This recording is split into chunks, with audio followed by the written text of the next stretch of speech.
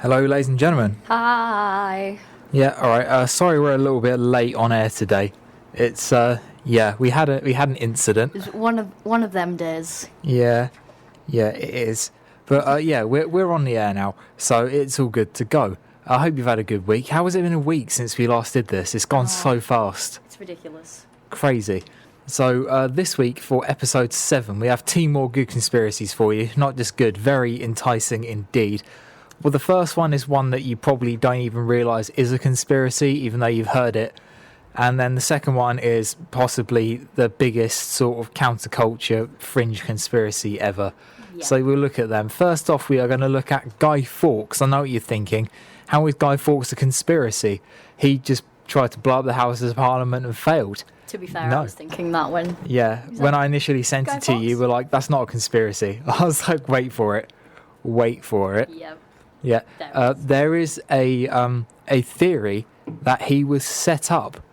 So we're going to look at that. But before we look at that, I'll tell you what part 2 is. Part 2 is going to be, does the Illuminati still exist? Yeah. What are you? I think it does. Oh, interesting. I already have strong opinions on this one. Yeah, so I'm guessing you weren't a fan of the research I've done on this then. It's good research. Okay. Well, we'll come back. We'll come on to that more Yeah. at the time. In the time being, let's have a look at Was Guy Fawkes Framed for episode 7 of The Conspiracy Crunch, part 1. Bum, bum, bum. So, history. On the 5th of November 1605, a group of Catholic extremists attempted to blow up the House of Lords and the Protestant King James I. Included in this group of roughly 10 conspirators was a man named Guy Fawkes from York, who fought for the Spanish army in the 80 Years' War against the Dutch. They seem to have a thing with putting numbers in the names of wars in here, didn't they? Like 100 Years' War, 80 Years' War. Yeah, they like numbers, but Yeah. at least you remember. Yeah, it's easy to remember. Guy Fawkes is put in charge of the explosives in the plot, and leading up to its execution, he rented cellar space underneath the House of Lords under the alias name John Johnson. He used his military contacts to obtain 36 barrels of gunpowder. The plot was foiled and a member of parliament received an anonymous letter subtly detailing the plans of the group.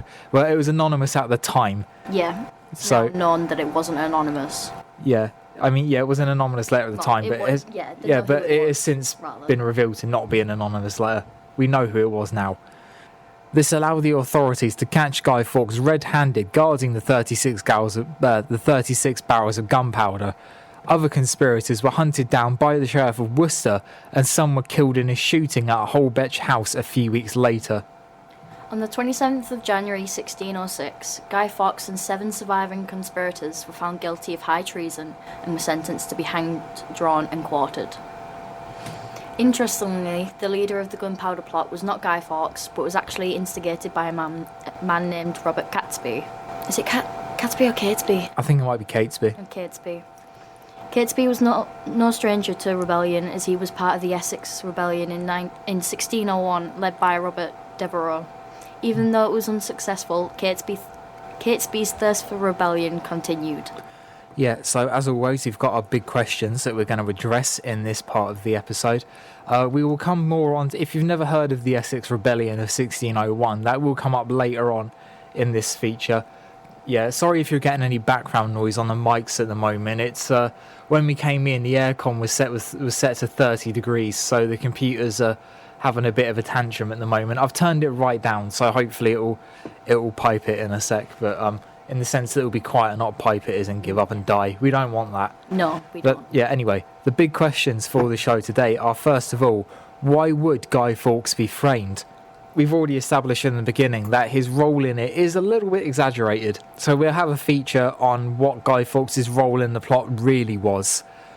So we've got why would Guy Fawkes be framed, and also we're going to look at who would frame Guy Fawkes, which is a big question, and what are the lasting effects of the Gunpowder Plot, because it goes, well, I mean, it's still felt today with like Yeah. Bonfire Night. We still celebrate it and we still burn an effigy. Yeah, I'm not sure how big of a deal, well, Bonfire Night, I'm not sure how famous it is outside of the UK.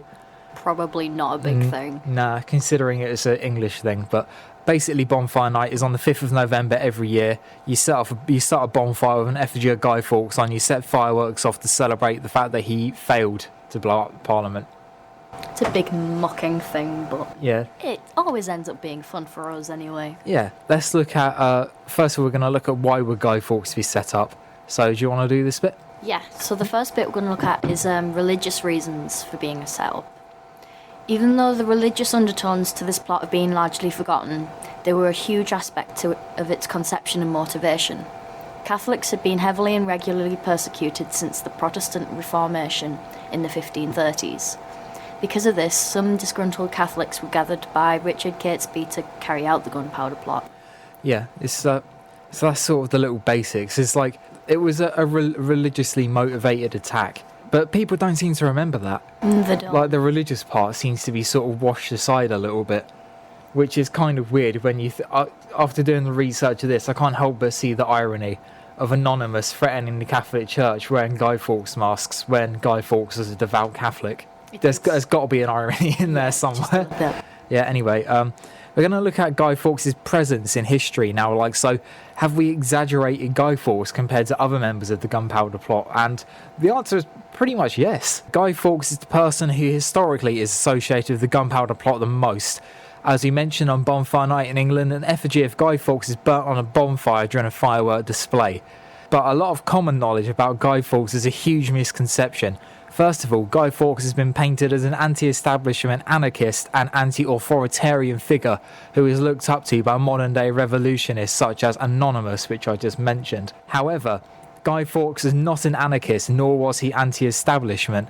The reason he wanted to blow up Parliament was because King James I was anti-Catholic and Protestant. The plotters knew King James would be there on that date, and Thomas Percy, a fellow conspirator, had links with parliamentary figures which allowed him to rent the cellars underneath the House of Lords. Guy Fawkes was also not the leader of the Gunpowder Plot, and it was also not his idea. Robert Catesby recruited Guy Fawkes to his cause for his military experience with Spain and because of his knowledge working with gunpowder. Guy Fawkes was also a devout Catholic who joined the Spanish army as a result of their... Catholicism. Yeah, Catholicism. Sometimes I look at that word and think, how... Yeah, it's one of those words that always looks like it's spelt wrong, even though it isn't. As a result of their Catholicism instead of English army and their Protestant leaning I can't speak today, I apologise. It's all right. Of their Protestant-leaning teachings. It's alright. Guy Fawkes is remembered mainly by history because he endured brutal torture for days and did not reveal any information about his co-conspirators. Also because he was the one caught with the explosives and it would have been his task to ignite them. Yeah, so he wasn't like the anti-establishment vigilante he's been painted as in the modern world. He was nothing like that at all. He was a devout Catholic and he was essentially a terrorist. But I mean, the definition of terrorism is like carrying out acts of violence to gain political or religious advantage. Yeah, they were literally terrorists. It is the dictionary definition of terrorism.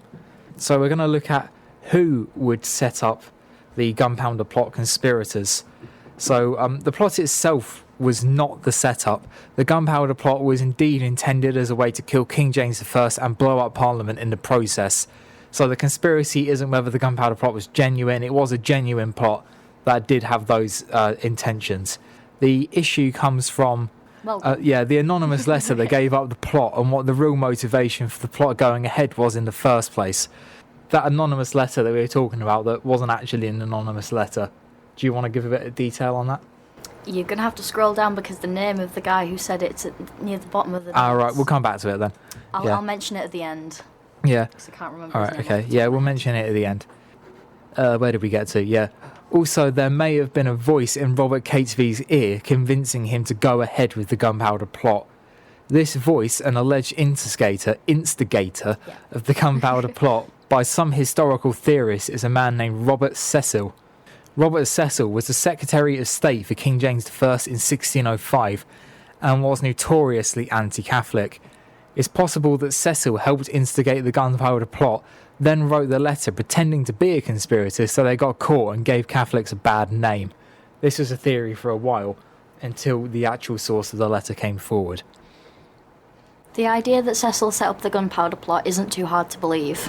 First of all, from a religious and political stance, getting all the disgruntled and dangerous Catholic extremists herded together in one plot made them easier to catch.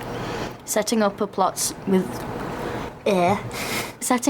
of such severity would also be enough to lure all would-be extremists in with the chance to take out King James I and potentially make England a Catholic nation once more.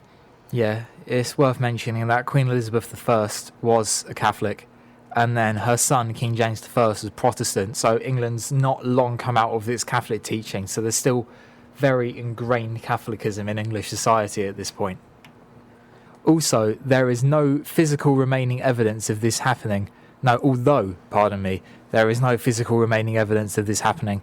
There is speculation and a few indications that show Cecil and Catesby met on multiple occasions in the months leading up to the Gunpowder Plot. Robert Cecil was also one of the parliamentary links which was used by Thomas Percy to get to the front of the line for the House of Lords cellar space where they hid the gunpowder. So there is evidence of a potential link between Cecil and the instigators of the Gunpowder Plot. But in a shocking turn of events, one of the people who could have set up the Gunpowder Plot knowing it would fail is none other than Robert Catesby. So logically, Catesby could have easily have set up the Gunpowder Plot to fail on purpose, tarnishing the Catholic name in England in the process. But why would he do this? Simple. Robert Catesby may have actually been a Protestant. Some ideas could suggest that he was meeting Cecil, who was pretending to be against the crown, while secretly working for them. But the alternative is that Catesby knew Cecil wanted to kill King James I and continue to meet with him anyway. So Robert Catesby's anti-Catholic roots stem back to the Essex Rebellion that we mentioned earlier. So we're going to give you a little bit of background information on this now. So this 1601 rebellion was held against Queen Elizabeth I, who you mentioned was Catholic, which was led by Robert Devereux, yeah, who is a shamed military captain who had been relieved of his duty by Queen Elizabeth personally. That was over, he went to Ireland, in basically what went on to become the Troubles. Yeah. Hundreds of years later, he went out there and he was expected to crush the resistance. He ended up signing the peace treaty with them. So he just got sacked off immediately. I mean, he had one job. Catesby sided with Devereux in the rebellion against the Catholic Queen, but it was quickly thwarted and Devereux was executed for treason on 25th of February 1601. But Catesby seemed to escape without any persecution. Interestingly, one of the main targets of the Essex Rebellion was none other than Sir Robert Cecil. It could be possible that Cecil let Catesby escape without harsh punishment, so he could use him for a plot in future. So a little bit of leverage on the other side of the fence, you could say. Sure enough, 2 years later, Queen Elizabeth I died and was succeeded by King James I, and Cecil saw an opportunity to get a use out of Catesby. It's worth mentioning that there is no physical evidence to support this, but it is an interesting theory. So rumours of Cecil's involvement get stronger still when you study the shooting at Holbeck House. With Guy Fawkes having been captured already, there were 9 remaining conspirators on the run, including Robert Catesby. On the 8th of November of 1605, these conspirators were tracked down by law enforcement. They were flushed out of the house when the Sheriff of Worcester, Richard Walsh, arrived with backup. He actually found them by accident and was looking for the people responsible for the raiding of Warwick Castle a few days prior. In the short battle, 2 of the conspirators were killed outright and the rest were wounded, including Francis Tresham, who proved to be wounded fatally and died of infection before the trial. The 2 conspirators that were killed on sight were Robert Catesby and Thomas Percy, conveniently the only 2 people involved who could testify against Cecil in the court case. Yeah, that all worked out quite nicely for him in the end, didn't it? It did. Yeah. Also, the name for the person who actually wrote the notes just popped up. The guy who wrote the letter was Francis Tresham. Oh, right. He had, I believe it was a cousin in Parliament, and he wrote to him saying not to go in that day. Yeah. So he wouldn't be hurt, and it just casually gave up the entire plot. Oh, what an idiot. Yeah. I mean, the only saving grace of Francis Tresham there is no one, unless your name is Guy Fawkes, no one really remembers you as someone who's involved with the Gunpowder Plot. But So he really got away with that one, because not a lot of people know that it was him that actually gave it up. No, Guy Fawkes really gets in the neck with the Gunpowder Plot, I think. He does. Yeah, His 'cause- only job was to watch the gunpowder and light it when Yeah. the time came, and he failed to do so. Yeah, but for Guy Fawkes' sake, I feel like the other members get it a bit light compared to what Guy Yeah. Fawkes gets. But I mean, half of them were killed, so, well, most of them were killed. Well, they all got executed in the end. They all got hanged, drawn and quartered. But Yeah. Guy Fawkes is remembered through history as like the first ever English terrorist, which is a pretty hard, which is tough. It is. And everyone's got like huge misconceptions about his motivations as well. People saying it's political, anti-establishment. He just didn't. He just wanted to get rid of the Protestant king. It was nothing to do with like the political strategies of the time. No, it was just basically religious. It was Yeah. a religious act. Holy wars, essentially. But yeah, it's an interesting theory. I like the idea of maybe Robert Catesby having set up the Gunpowder Plot all along to round up all of the Catholic extremists and get them all found out. Yeah, there is some really interesting, like the different theories of like who set it up.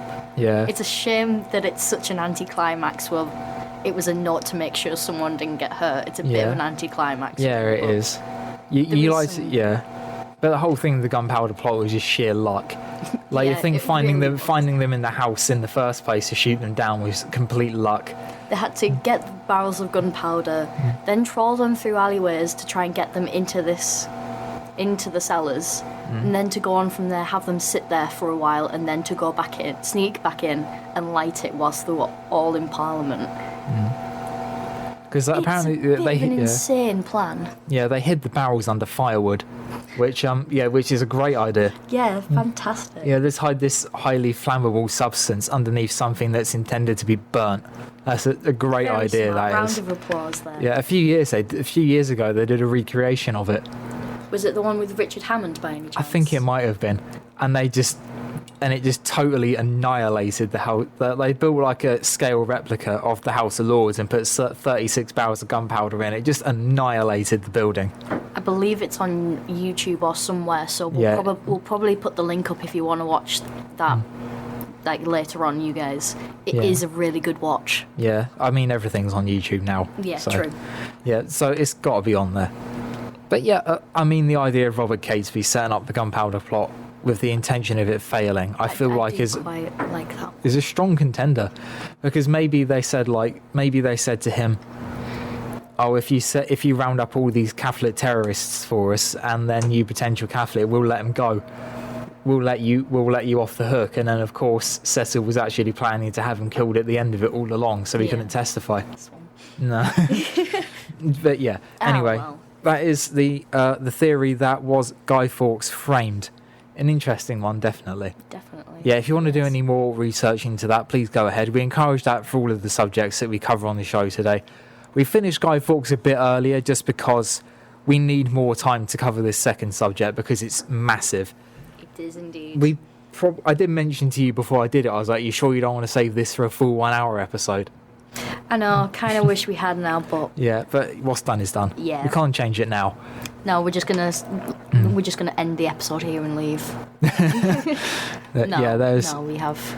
there's a solid 4 pages of writing to get through for this one. Shall we dive in? Yeah, do you want to do the history this time or start it off and then? Yeah, kind of. Yeah. So the history of we're going to talk about, does the Illuminati still exist? Obviously. So the history of it.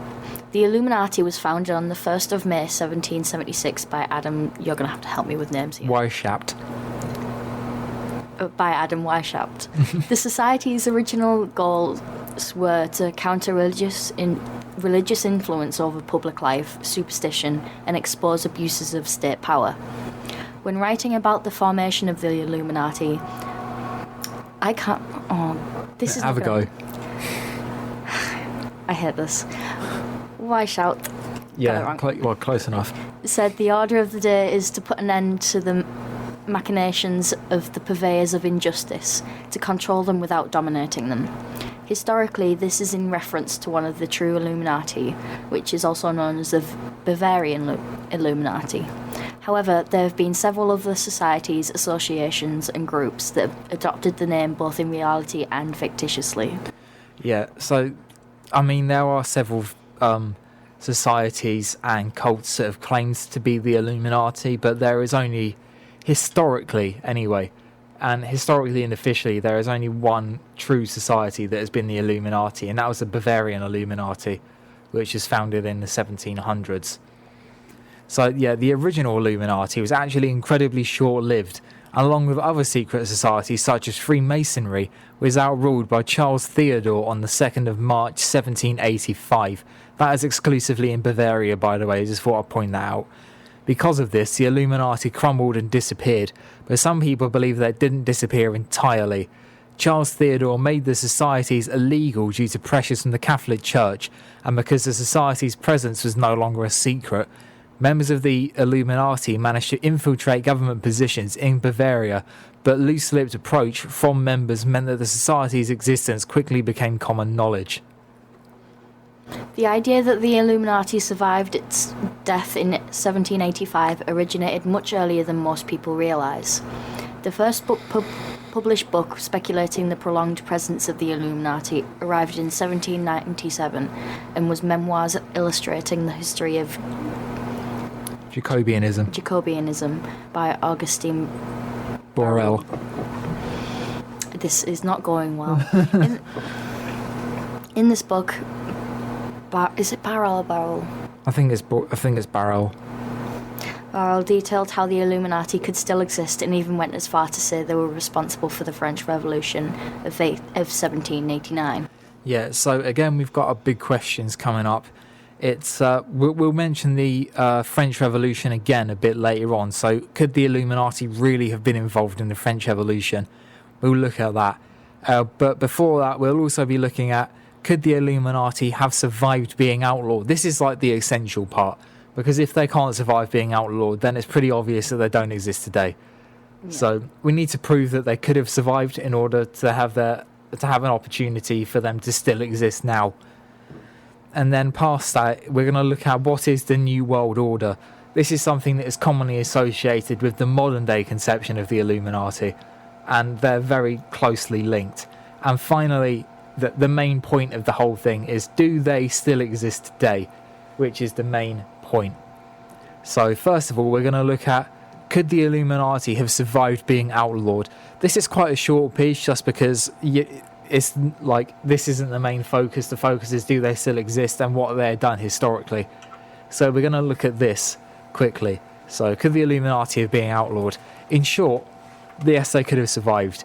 It is not completely irrational to believe that the Illuminati survived their public demise at the hands of Charles Theodore in 1785, as by this point they had extended their influence beyond Bavaria.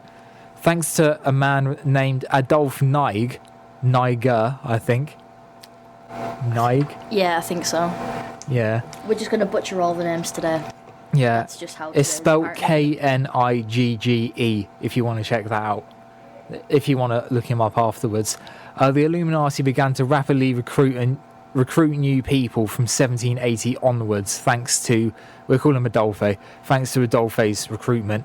The Illuminati was also steered towards an agreement with the Freemason Society of Germany by Adolphe in 1782, which meant that they were able to gain footholds in South Germany, particularly the city of Aachen and Austria. That's Aachen, not Arkham. Calm down, Batman fans. Okay, even though they had been flushed out and more or less ended in Bavaria, they could have continued to exist beyond the area in countries they now held influence in. Also, they were a secret society, so it isn't crazy to believe that they carried on operating for years and maybe even to this day in secrecy.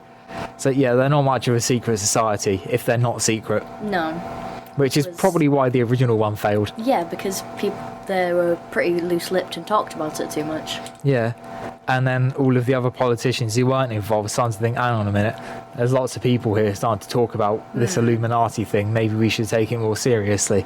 And next thing, poof, Catholic Church makes it disappear. Yeah.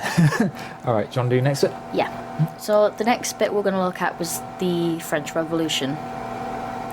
A general belief amongst historians is that the French Revolution was a spontaneous uprising by a disgruntled populace who felt suppressed under authority. However, the work of Augustin Barrel counters this, and his argument suggests it was a vocal and volatile minority who struck out and caught an unsuspecting population by surprise. Barrel said that famous political philosophers such as Jean-Jacques Rousseau worked with secret sects, especially the Illuminati, to instigate the French Revolution. The reason they wanted the French Revolution, according to Barrel, was to overthrow the Catholic monarchy in France and to oppose Catholic rule across Europe in general. This coincides with the Illuminati's aim to lessen the governance religion had over everyday lives. Yeah, so they've got the motives there. But of course, just because you've got a motive to do something doesn't mean you actually will do it. But we will carry on to look into it and see like maybe how the Illuminati could have been linked further still with the French Revolution. So the French Revolution was seen as the first big breakthrough for what is now referred to as the Enlightenment era in Europe. Enlightenment was an era of huge progression both intellectually and in terms of philosophy, which French historians say started with the death of King Louis IV in 1715 and extended right up to the French Revolution of 1789.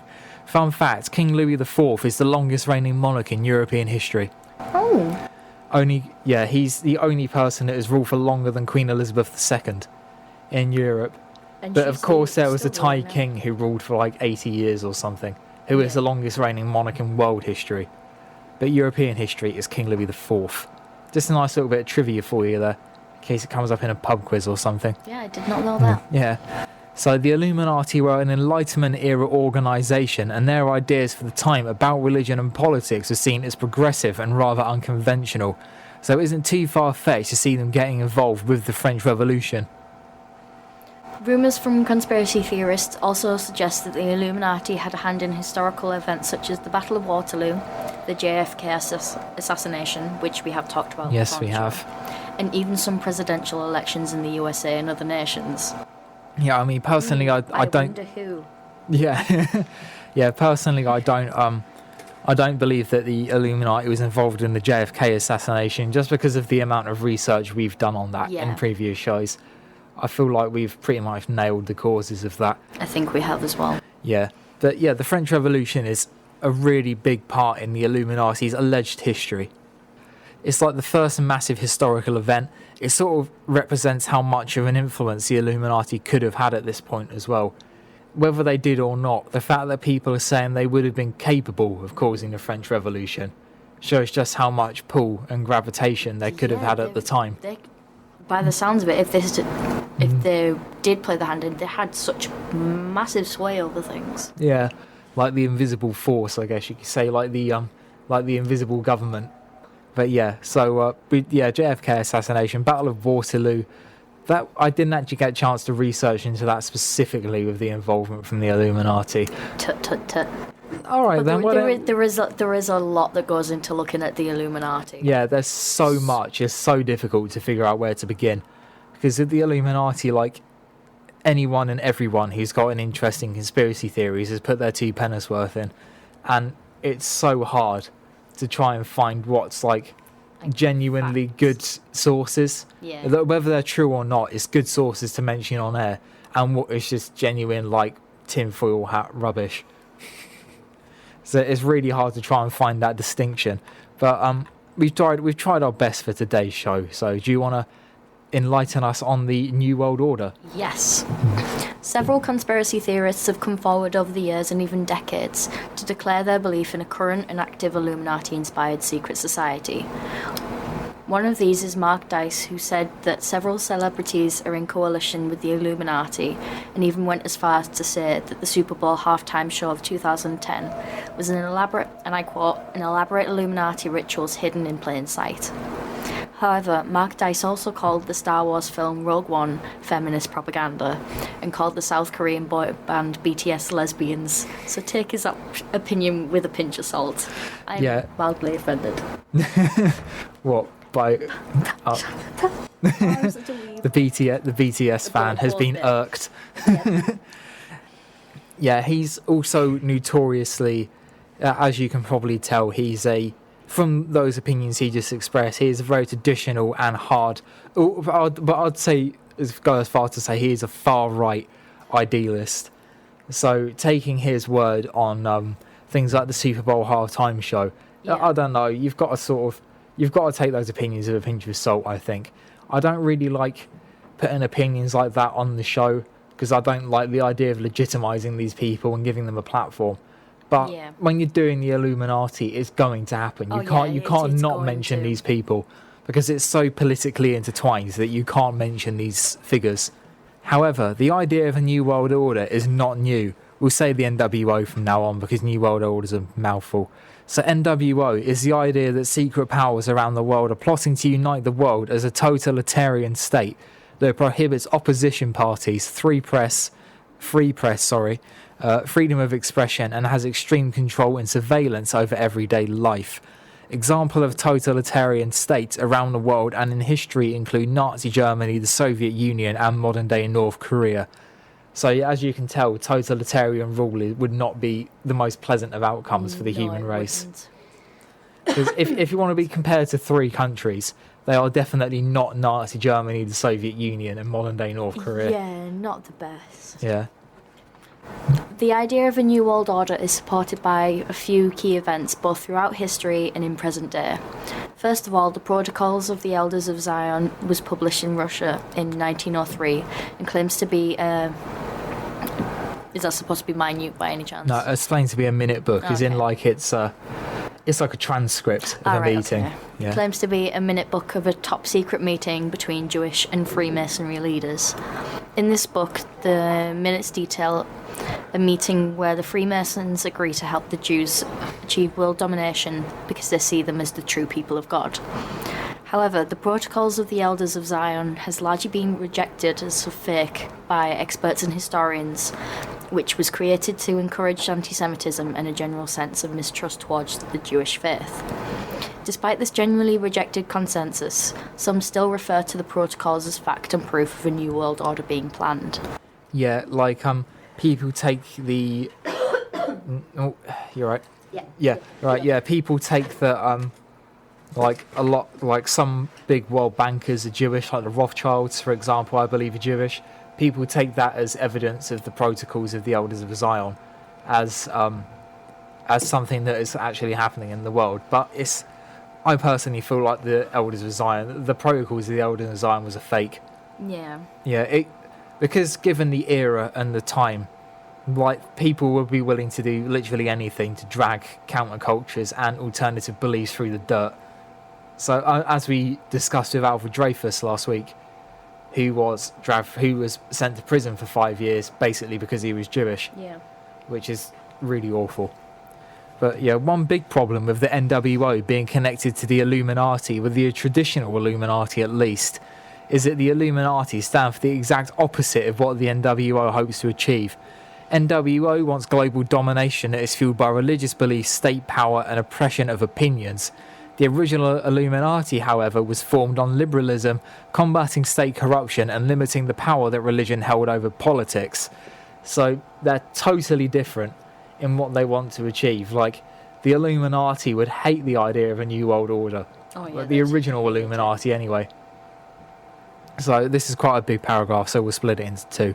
But Christian eschatology, which is the school of Christian study that researches the end of things, basically. So, like, eschatology, is like the study of Armageddon and Judgment Day and the death of Christ and things like that.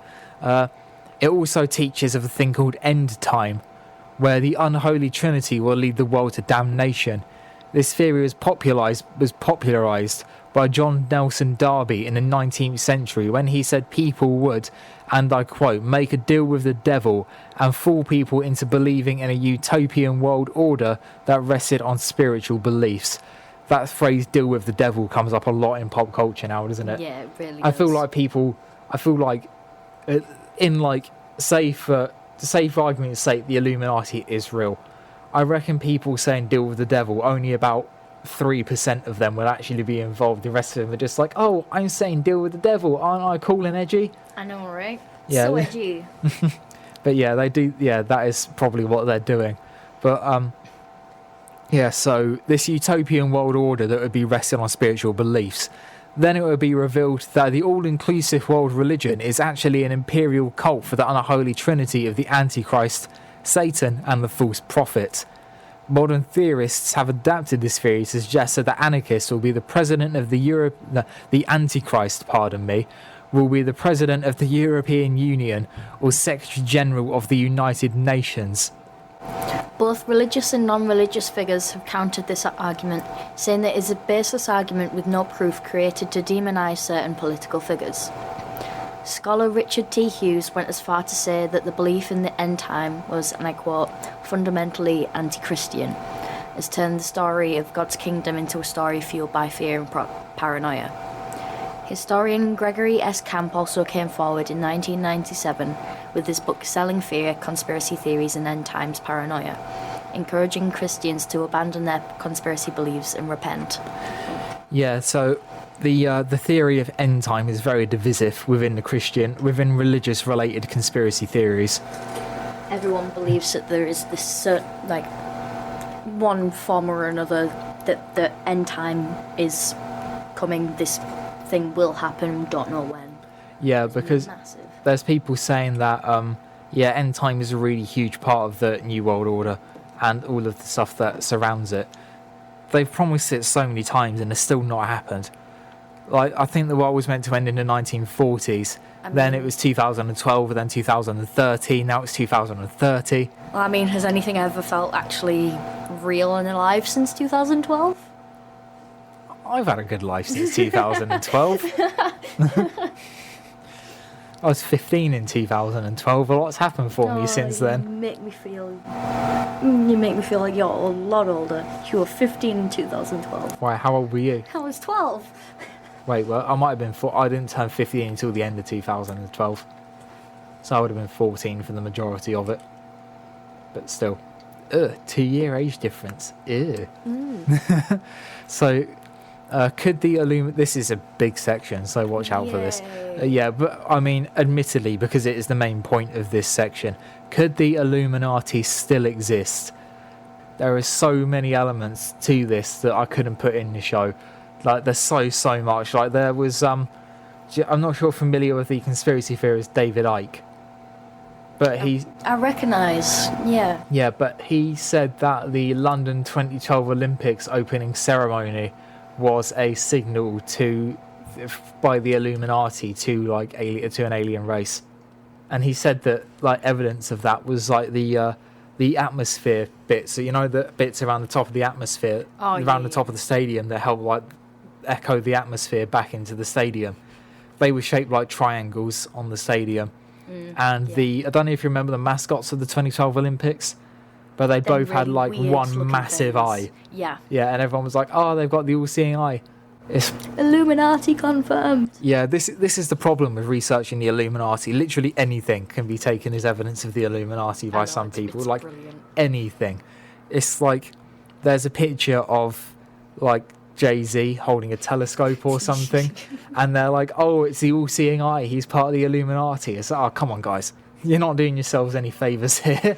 It's funny seeing everyone claim this and that is Illuminati, but there is some funny ones out there, you've got to admit. Yeah, there are some pretty funny ones.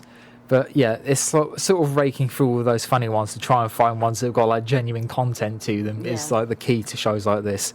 Having already talked about how the Illuminati could have survived the 1785 wipeout, it is possible their survival has remained present in the world until this very day. However, the original Illuminati is more than certainly gone. As mentioned earlier, the beliefs of the Illuminati are almost a complete parallel with the ideas of a new world order and any organisation that would encourage it. So, why would a new secret globalist society aimed at enslaving free will model themselves of a totally different secret society? This is a big question that we have to ask. Yeah, because, like it mentioned several times, the complete parallels of each other. Yeah, so why would you... ends of the spectrum, so why take after something that's so well known as something you're completely against? Yeah, you don't... say, for example, the New World Order is going to happen, and then the people instigating it would be incredibly knowledgeable, you would suspect. Yeah. of history. So why oh why would you name it after something that completely goes against all of your beliefs? It's a bit mind-boggling, really. Yeah, it would be like Conservatives bringing out a manifesto and on the front of it just writing in big red letters Labour. You just don't do it. But I mean, maybe the Illuminati is just a name that has been hastened to it by conspiracy theorists rather than the actual organisation itself. Just the fact of a secret society in itself could be the reason why. Yeah, but then I mean, Freemasons are a secret society as well. Well, but not really that secret. Nah. What they do behind the scenes is secretive, but we know the Freemasons actually exist. Yeah. But yeah, do you want to do this next bit? So, there are theories it is indeed the same secret society, but the ideas have morphed and slowly become less liberal and progressive over the centuries, leaving them with a secret fascist dream for the world. So that is one alternative for that sort of the idea that they have gradually changed over the years and centuries to be more hard-hitting, more, well, fascist now. Yeah. Would be the word. I mean, that's... Why such the change of heart? Yeah, it wouldn't really happen like that, would it? Because you look at political parties, for example, they change slight things over the time, but, like, for example, the Lib Dems have always been left-wing, the Conservatives have always been right-wing. You don't have one party that was really radically left at one point and now is extreme fascist right. Parkour. Yeah, but you don't get parties like that in politics. Really don't. So, I mean, I doubt there would be a similar thing in... I mean, secret societies probably work differently to political parties. I mean, yeah, we don't know that much about them, so... Well, that's what you think, anyway. I'm secretly a member of the Illuminati. Yeah, Illuminati confirmed. There you go, guys. So, yeah, do you want to do the rest of this page? Terror. The general consensus belief among believers in the Illuminati is that the New World Order has infiltrated Hollywood and entertainment media. This is then fueled by celebrity figures who endorse the alleged New World Order and carry its message subtly in their content. Celebrities linked to the Illuminati by theorists include Beyoncé, Tupac, Usain Bolt, George Bush, Barack Obama, Jay-Z, the Pope, Madonna, Al Gore, Bono, Harry Styles, Chris Cornell, and Whitney Houston, along with several others. Chris Cornell's last solo album, Higher Truth, featured a triangular mountain topped by a rocket. Conspiracy theorists saw this as a tribute to the eyed pyramid symbol of the Illuminati, and this rumour intensified following Cornell's suicide in 2017. Yeah, so it's interesting to note that a lot of the celebrities who are most commonly associated with the Illuminati are now dead. Yeah.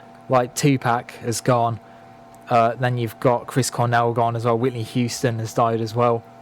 This is I feel like some of them are just clutching straws a little bit. It's literally any celebrity does anything and they're like, oh, it's the Illuminati. There's like the thing that David Beckham's in the Illuminati because he won the treble with Man United. Oh, God. It's like, oh, guys. Guys. Please, no. Stop it now. He wasn't even the manager. At least say Sir Alex Ferguson was. I mean, come on, if David Beckham's in that means the rest of the Man United team had to be as well, and I can't imagine Nicky Butt being in a secret society. No chance. On top of this, a survey in 2013 found that 28% of the electoral American population believe that the Illuminati still exists and influences the result of the American elections, with the majority of these people being Republican voters. But if you think the Illuminati is affecting the results of the election, why are you bothering to vote? I know. If you think your vote's actually not going to count and make no difference, why are you wasting your time voting? The all-seeing eye on the Illuminati pyramid also features on US banknotes of triangles being commonly associated with the Illuminati also, like I've mentioned with the 2012 Olympics and other things. But 28%, that's a lot. That is quite a... It's more than 1 in 4. That's nearly a third. Yeah. But it's also worth mentioning, before we dwell on that anymore, 28% is a big number. But it's also worth mentioning that 7% of the American electoral population believe that chocolate milk comes from brown cows. So take that with a pinch of salt, Yeah. if you will. How? 7%. Wasn't it like something like 13% of Americans for the electoral voted for Harambe in the 2016 elections? Oh my God. It would not surprise Don't me. quote me on that, guys, but... Yeah, oh God. Crazy.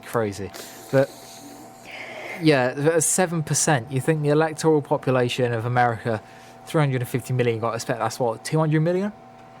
So that's about 14 million people that think chocolate milk comes from brown cows.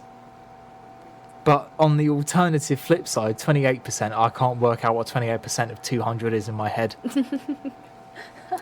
whatever 28 times 2 is. 56. Let's see how Yeah, well this goes. 56 million people think that the Illuminati still exist. 56 million. I can't do maths that quick. Oh, okay. Yeah, I think I'm right. Yeah. But yeah, 56 million people think that's just in America as well. Yeah. But as I mean, of course, like conspiracy culture is centered around America mostly. Yeah, a lot of conspiracies are like American focused. I've noticed a lot, the more Yeah. well-known ones at least. Yeah, like JFK, 9/11, moon landing. The three biggest conspiracy theories of all time are all in Illuminati. America. Yeah, the Illuminati. And most of the ones we've done as well have been there as well. Yeah. Like Philadelphia Okay. Experiment was an American one. I think we featured an American one at least once a month on the show. Yeah. Anyways, I think we're getting a bit distracted. Yeah, we are. We've gone a So little bit there off is topic, guys. there is an alternative suggestion for how the Illuminati has come to be. So theorist David Bramwell had dedicated his life to finding the source of what he described was, and I quote, the origin of the myth, and shared his findings with BBC in 2017. But I mean, you can already tell this isn't going to be an objective opinion because he's referred to it as a myth. But he does have some very interesting things to say. So he suggested that the modern day conception of the Illuminati stemmed from the 1960s counterculture. Where did I get to? Yeah, counterculture and experimentation with LSD. A man named Robert Anton Wilson wanted to cause civil disobedience by spreading fake news and hoaxes. He did this by, and I quote, disseminating misinformation through all portals, through counterculture and through mainstream media. Bramwell didn't like short words, did he? No, he didn't. He like so according to Bramwell, of course counterculture took these theories up, which are spread through fake letters and stories, and it remained a relatively underground theory until the conception of the internet in the 1990s. So of course the internet has made the world a much smaller place in terms of communication, Yeah. and it's made things a lot easier for people to get their opinions and voices heard, not always in a good way. No. So where did we get to? Yeah. These fake letters detailed a secret society called the Illuminati, instigating world plots such as the assassination of JFK. The Illuminati's trilogy, written by Wilson, who we mentioned earlier, Robert Anton Wilson, who has been linked to the Illuminati by Bramwell. Yeah. I keep losing my spot. I want to put the cursor over it. Yeah. So, the Illuminati's trilogy, written by Wilson, won the Prometheus Hall of Fame Award for Best Classic Fiction in 1986, and by his own admission of Wilson, was intended to poke fun at conspiracy culture. The book that, according to Bramwell, inspired the modern-day Illuminati was actually an award-winning fiction book, which he Of wrote course it he was. wrote as a joke. Yep.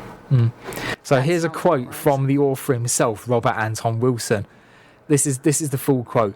He said, "After investigating the Illuminati and their critics for the last 30 years, I think the Illuminati was a short-lived society of free thinkers and democratic reformers that formed a secret society within Freemasonry, using Freemasonry as a cover so they could plot to overthrow all kings in Europe and the Pope. Someone needs to teach him how to structure sentences. I nearly passed out reading that. Yep. I'm very happy that they succeeded in overthrowing all the kings. I just wish they had completed the job and gotten rid of the royal family in England too. But they did pretty well on the continent. I'm sorry they haven't finished off the Pope yet either, but I think they're still working on the project and I wish them luck." Jeez. That's only 2 sentences. I need a cup of tea after reading that. Yeah, he was very Yeah. much like poking fun at it, but to go from that being like a fictitious novel to people actually like the Illuminati is real is a bit. You think, Yeah. what? Yeah, like how do people? It just makes your brain fart, really. Yeah, but it's, I mean, there are other elements of fiction coming into real life as well.